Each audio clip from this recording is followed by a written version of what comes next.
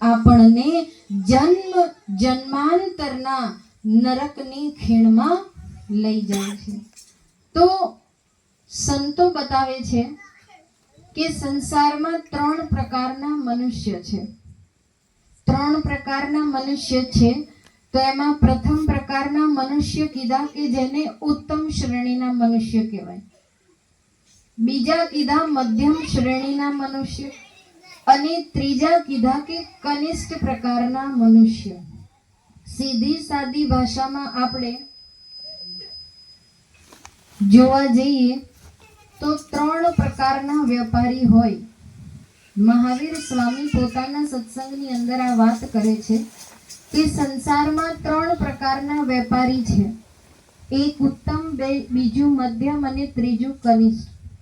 હવે ઉત્તમ પ્રકારના વેપારી એ છે કે ત્રણેયને મૂડી તો સરખી જ આપીને વેપાર કરવા મોકલ્યા છે, પણ ઉત્તમ પ્રકારના એને કહેવાય કે જે મૂડી ઉપરાંત નફો મેળવીને પાછા ફરે.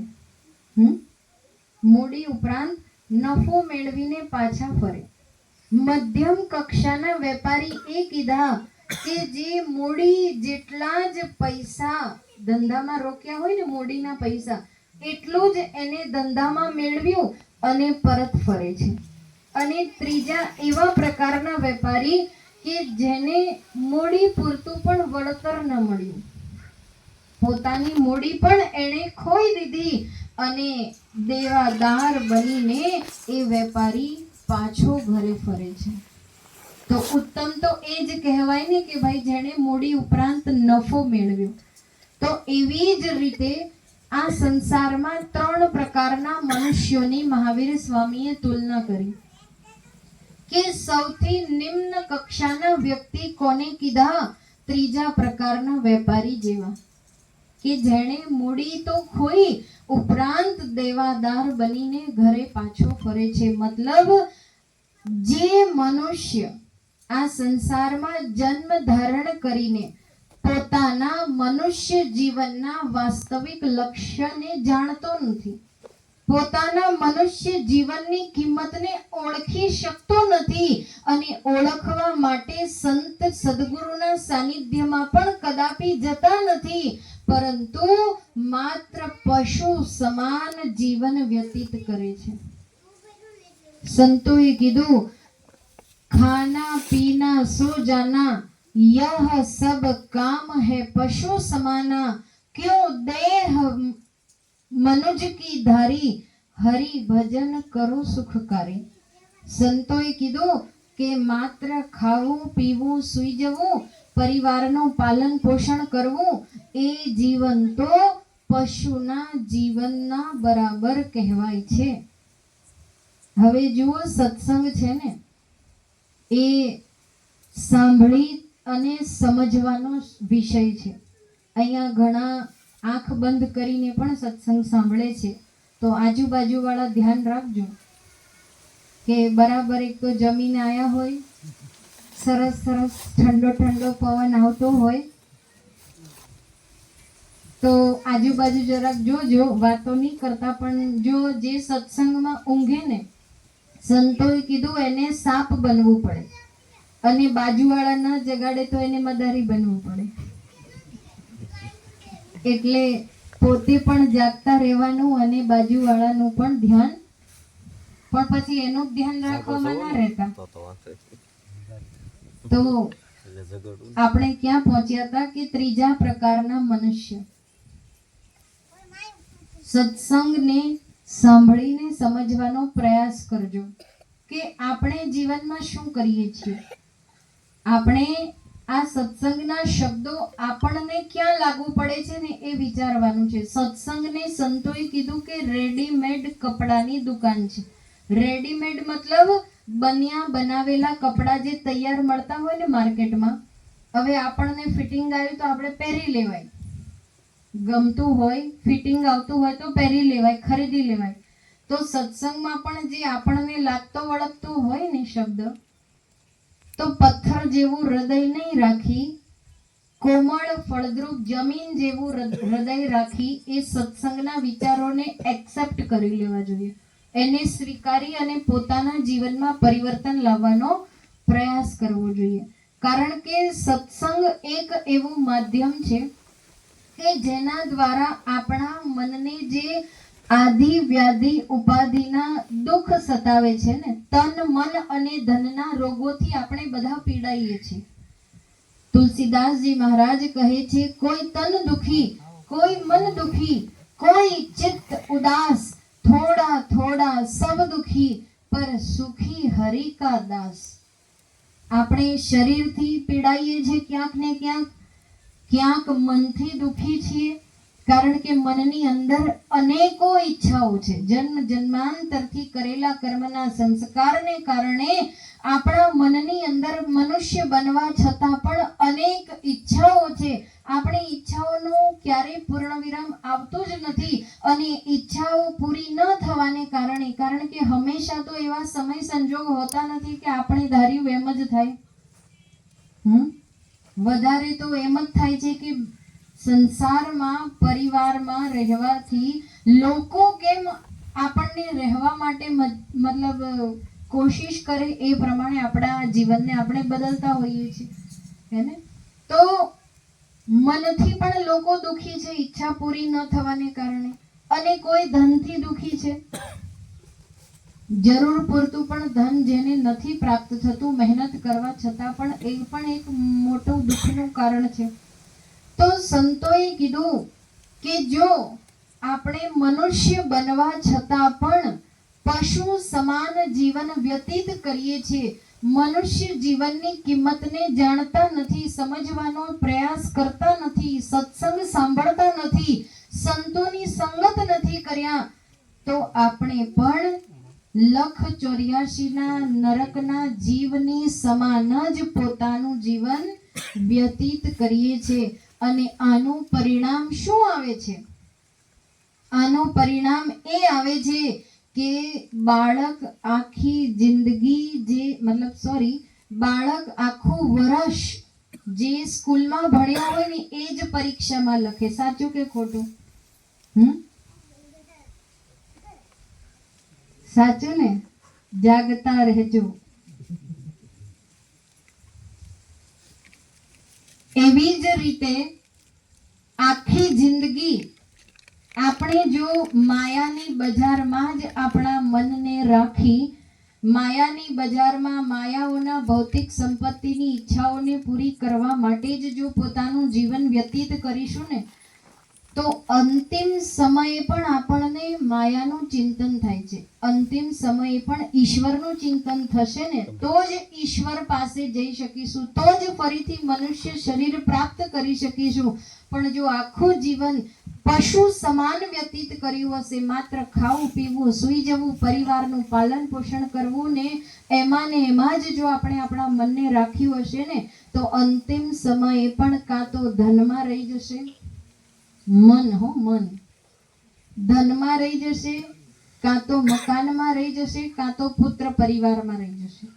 હવે જો આ ત્રણેયમાં રહી જશે ને, તો ગુરુ નાનક દેવજી સંસારના લોકોને સમજાવે છે કે જો અંત સમય ઘરની અંદર, મકાનની અંદર આપણું મન રહી જાય ને, તો આપણે ઉંદર બનવું પડે છે.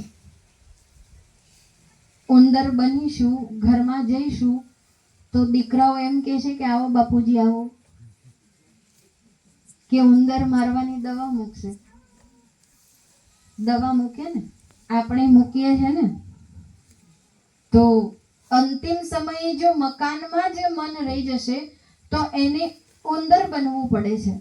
પછી કીધું કે ધન કો સુમરત જો નર મરે, સર્પ યોની બલબલ તરે. આપણે સવારે ઉઠીએ ત્યારથી રાત્રે સૂઈએ ત્યાં સુધી ધન કેમ કમાવવું એમાં મન રહે છે કે નહીં? કેમ કરીને 2 પૈસા વધારે કમાવવા. ક્યારેક તો રાત્રે સૂતી વખતે પણ ધન કમાવાના સપના આવે છે. કેટલાય સંસ્કાર આપણા મન પર અસર કરી દે છે. તો જો આખી જિંદગી પૈસો પૈસો પૈસો કર્યો હશે, તો અંત સમયે મનમાં પૈસાનું ચિંતન થશે ને, તો આપણે મણિધર સર્પ બનવું પડે છે. આપણા જ ઘરમાં આવીને ધનનો ઢગલો જ્યાં આપણે મૂકેલો હશે ને, કારણ કે આપણા સિવાય તો કોઈને કહેતા ન હોઈએ, ચાવીનો જોડો આપણી પાસે જ રાખતા હોઈએ, તો એ જ ધનના ઢગલા પર બેસીશું તો ખરા, પરંતુ એનો ઉપયોગ કરી શકીશું નહીં. પછી કીધું કે પુત્ર સુમરત જો નર મરે, સુવર યોની બલબલ તરે. સુવર મતલબ ભૂંડ. જો આખી જિંદગી છોકરાઓ છોકરીઓમાં જ આપણું મન રહી જશે ને, તો અંત સમયે પણ આપણા પરિવારનું જો ચિંતન થયા કરશે, આ દીકરી શું કરતી હશે, આ દીકરીનું શું થશે, આ દીકરાનું શું થશે, એને સારી છોકરી મળશે કે નહીં, એને ઘર સાચવશે કે નહીં, જે પણ બધી ચિંતાઓમાં જો અંત સમયે મન રહી જાય છે ને, તો પછી સુવર મતલબ ભૂંડની યોનિમાં જવું પડે છે, ભૂંડ બનવું પડે છે. આખી પાછળ ક્રિકેટ ટીમ હોય 12 પ્લેયરની, 12 ખેલાડીઓ પાછળ લાઈનમાં ચાલતા હોય, પણ એ પુત્ર કામના ખરા? એમાં શું સુખ મળવાનું છે? રહેવાનું પણ ગંદકી અને ખાવાનું પણ ગંદકી. તો સંતોએ કીધું છે કે જે વસ્તુ મેળવવા માટે આપણે આખી જિંદગી અણમોલ વેશ કિંમતી ઈશ્વરની દયાથી જે આપણને આ શ્વાસ મળી રહ્યા છે, શ્વાસ રૂપી મોતીને આપણે કચરામાં માયાના પદાર્થોને ભેગા કરવામાં વેસ્ટ કરી રહ્યા છે, એને બરબાદ કરી રહ્યા છે. હેને સંતોએ કીધું બરબાદ હે જીવન પ્રભુ કે ભજન બિના. હેને ઈશ્વરના ચિંતન વગર આપણું આ જે માયાની બજારમાં આપણે જીવન વ્યતીત કરીએ છીએ ને, એ આપણું બરબાદ છે. એ કોઈ આપણે મનુષ્ય જીવનનો જે સાર્થક કરવા માટે મનુષ્ય જીવન મળ્યું છે, આ મનુષ્ય જીવન કીધું કે એક માધ્યમ છે. જેવી રીતે અમારે એક ગામથી રાજાવદર આવવું હતું, ચોકવા ગામથી રાજાવદર આવવું હતું, તો અમારી જે ગાડી હતી એક માધ્યમ હતું. એ રાજાવદર પણ નથી કે નથી ચોકવા, મારી ગાડી કઈ ગામ નથી, માત્ર એક સાધન છે એક ગામથી બીજે ગામ જવા માટેનો, અમારા નિર્ધારિત લક્ષ્ય સુધી પહોંચવાનો. એવી જ રીતે આ મનુષ્ય શરીર છે ને, એ વિષય ભોગોની પૂર્તિનું સાધન નથી. ગાડી વાડી બંગલા પુત્ર પરિવારમાં મન રાખવા માટે આ મનુષ્ય તન મળ્યું નથી, પરંતુ આ લોકથી પરલોક સુધી, એ નિર્ધારિત લક્ષ્ય સુધી, આ સંસારમાંથી પરમપિતા પરમાત્માના ચરણો સુધી પહોંચવાનું આ મનુષ્ય શરીર એક સાધન છે. એને માત્ર ખાવા પીવા સૂઈ જવામાં આપણે વેડફી નાખવાનું નથી. ની તો પરિણામ એવું આવે છે કે મૂળ મૂડી જે આ મનુષ્ય જીવન છે એને તો સાચવી નથી શકતા, ઉપરથી નરકના શરીરને ધારણ કરવા જવું પડે છે. તો આપણે એ કક્ષામાં છીએ કે નહીં, એ તો આપણે પોતાની જાતને પૂછવાનું છે. અને જો આપણે એક કનિષ્ઠ પ્રકારના વ્યક્તિ છીએ, તો બીજા આગળ કીધું કે મધ્યમ પ્રકારના વ્યક્તિ. મધ્યમ પ્રકારના વ્યક્તિ એ છે કે જે મનુષ્ય શરીર પ્રાપ્ત કર્યા બાદ સત્કર્મ કરે છે, દાન પુણ્ય કરે છે, પોતાની પ્રતિષ્ઠા વધારવા માટે સમાજમાં સત્કર્મ કરે છે. પરંતુ દુર્ભાગ્યની વાત આ જીવો માટે એ છે કે સંસારમાં નામ કમાવવા માટે એ બધું જ કરે છે, પરંતુ પોતાની આત્માનું કલ્યાણ ભૂલી જાય છે. આપણે દુનિયાના લોકો માટે તો જીવીએ છીએ, લોકોનું સારું કરવા માટે જીવીએ છીએ, લોકોનું હિત કરવા માટે જીવીએ છીએ, પરંતુ એનું પુણ્ય ફળ આપણને મળશે તો ખરું, પણ એ પુણ્ય પૂરું થતા ફરીથી નરકમાં જવું પડે છે. પણ સંતોએ કીધું કે આ મધ્યમ પ્રકારના વ્યક્તિ એ છે કે દુનિયામાં સારું કરતા કરતા એ પોતાની સ્વયંની જાતને ભૂલી જાય છે કે મારું આ શરીર મારે પોતાની અંદર રહેલી આત્માને પરમાત્મા સાથે મિલાવવા માટે મળ્યું છે. પોતાની આત્માને આપણે બધાને જમાડી દઈએ ને પોતે ના જમીએ તો ભૂખ શાંત થશે? ભૂખ લાગી હશે તો આમ રસોડામાં જઈને એકલા એક રોટલી ખાઈ લઈશું પહેલા. ભૂખ અતિશય લાગી હશે તો હે ને બધાને જમાડી દઈએ, પણ જો પોતે ના જમીએ તો કોઈને કહીએ ને તો કોઈ આપણને મૂર્ખા કે, અડધા ગાંડા કે, અથવા પૂરા ગાંડા કે. પણ એવા આપણે બનવાનું નથી. દુનિયાને યાદ રાખતા રાખતા પોતાની આત્માને આપણે ભૂલવાની નથી, અને એને કહેવાય ઉત્તમ પ્રકારના મનુષ્ય. ઉત્તમ પ્રકારના મનુષ્ય એ છે કે જે મૂળ મૂડી ઉપરાંત નફો મેળવીને આ સંસારમાંથી પરલોક સીધાવે છે.